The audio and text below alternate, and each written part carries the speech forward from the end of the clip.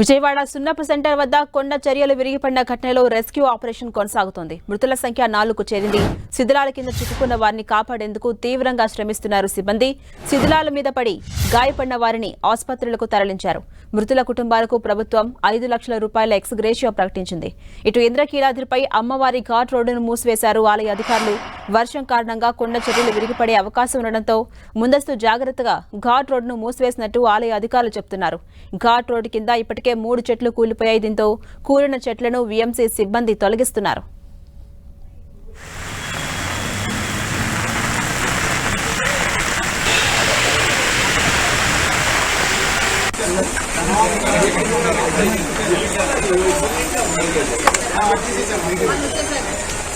విజయవాడ సున్నపు సెంటర్ వద్ద కొండ చర్యలు విరిగిపడిన ఘటనలో రెస్క్యూ ఆపరేషన్ కొనసాగుతోంది. మృతుల సంఖ్య ఇప్పటి వరకు 4కు చేరింది. శిథిలాల కింద చిక్కుకున్న వారిని కాపాడేందుకు తీవ్రంగా శ్రమిస్తున్నారు సిబ్బంది. శిథిలాల మీద పడి గాయపడిన వారిని ఆసుపత్రులకు తరలించారు. మృతుల కుటుంబాలకు ప్రభుత్వం 5 లక్షల రూపాయల ఎక్స్ గ్రేషియో ప్రకటించింది. ఇటు ఇంద్రకీలాద్రిపై అమ్మవారి ఘాట్ రోడ్డు మూసేశారు. వర్షం కారణంగా కొండ చర్యలు విరిగిపడే అవకాశం ఉండడంతో ముందస్తు జాగ్రత్తగా ఘాట్ రోడ్డును మూసివేసినట్టుగా ఆలయ అధికారులు తెలిపారు. ఘాట్ రోడ్డు కింద ఇప్పటికే 3 చెట్లు కూలిపోయాయి. దీంతో కూలిన చెట్లను వీఎంసీ సిబ్బంది తొలగిస్తున్నారు.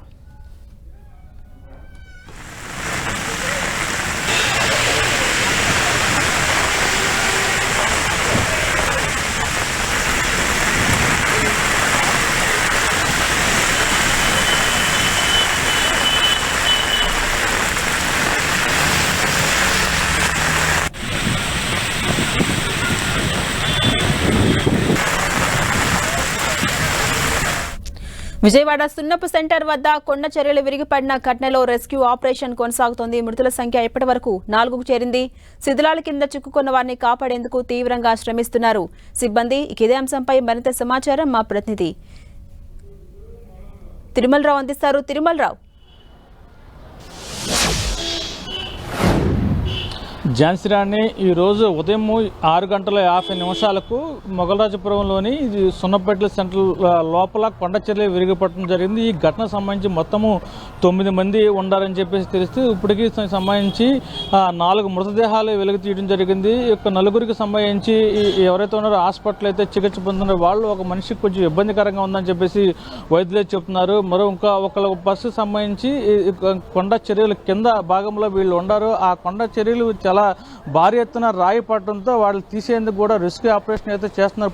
ఇప్పటికే దీనికి సంబంధించి ఉదయం 9 గంటల నుంచి అనేక ప్రయత్నాలు చేసినప్పటికీ ఆ కొండ రాయిని పగలగొడటానికి కూడా చాలా శక్తివంతమైన పరికరం కావాలని చెప్పి సాంకేతిక పరిజ్ఞానం ఉపయోగించి ఆ రాయి అయితే బ్లాస్ట్ చేసేందుకు కూడా రెస్క్యూ ఆపరేషన్ జరుగుతుంది. ఇది పోలీస్ సిబ్బంది, రెవెన్యూ సిబ్బంది, అదేవిధంగా మున్సిపల్ కార్పొరేషన్ సిబ్బంది సంయుక్తంగా ఈ ఆపరేషన్ అయితే నిర్వహిస్తున్నారు. మరి కాసేపట్లోనే ఈ ఇంకో కొండ చర్యల కింద ఇంకో వ్యక్తిని కూడా బయట తీయొచ్చని చెప్పేసి పోలీసులు చెప్తున్నారు. ఈ సంబంధించి ఇప్పటికే ఎవరైతే ఉన్నారో వీళ్ళ కుటుంబ సభ్యులు అయితే ఆర్తనాదాలు మిన్నంటే అని చెప్పాలి. ఉదయం అందరితో కలిసి ఉన్న సమయంలో ఒక్కసారిగా పడింది. దీనికి సంబంధించి ఇప్పటికే ఘోరం జరిగిపోయిందని చెప్పేసి చెప్తున్నారు. అయితే ఇప్పటికే ఈ ఘటన సంబంధించి ఆ ఘటన స్థలానికి చేరుకుని ఉన్నతాధికారులు అయితే సమీక్ష అయితే నిర్వహిస్తున్నారు. ఇప్పటికే మరి కాసేపట్లో హోమ్ మినిస్టర్ కూడా వచ్చి ఎవరైతే ఉన్నారో బాధిత కుటుంబాలను పరామర్శించినప్పుడు చెప్తున్న జరిగింది. ఏదేమైనప్పటికీ ఈ ఘటన అయితే రాష్ట్ర వ్యాప్తంగా సంచలనం కలిగించిందని చెప్పాలి. ఇంకో కొండ చర్య కింద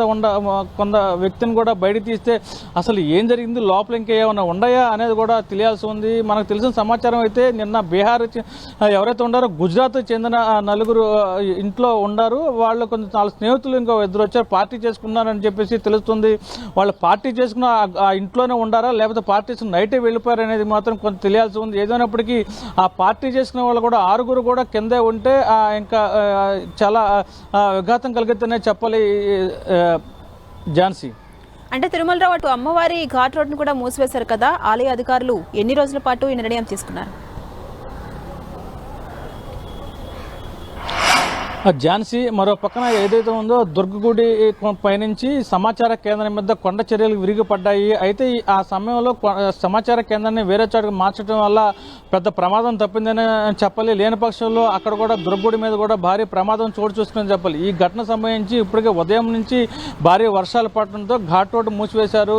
కొద్దిసేపటి క్రితమే ఎవరైతే ఉన్నారో దుర్గగుడి ఈవో అయితే ఒక ప్రెస్ నోట్ కూడా రిలీజ్ చేయడం జరిగింది. భారీ వర్షాల కారణంగా చాలా ఇబ్బంది, ఘాట్ రోడ్డు వెళ్లే మార్గం చాలా ఇబ్బంది పరిస్థితి గురవుతుంది కాబట్టి కొండలు పడే అవకాశాలు ఉన్నాయి కాబట్టి మరో 2 రోజుల పాటు ఈ ఘాట్ రోడ్డు మూసివేస్తున్నామని చెప్పేసి దుర్గగుడి ఈవో ఎవరైతే ఉన్నారో రామారావు కూడా చెప్పడం జరిగింది. ఏదేమైనప్పటికీ ఈ భారీ వర్షాల కారణంగా విజయవాడ కొంత ప్రాంతాల వాసులు అతలకుతలమైందనే చెప్పాలి. Jhansi. Right, thank you Tirumalarao.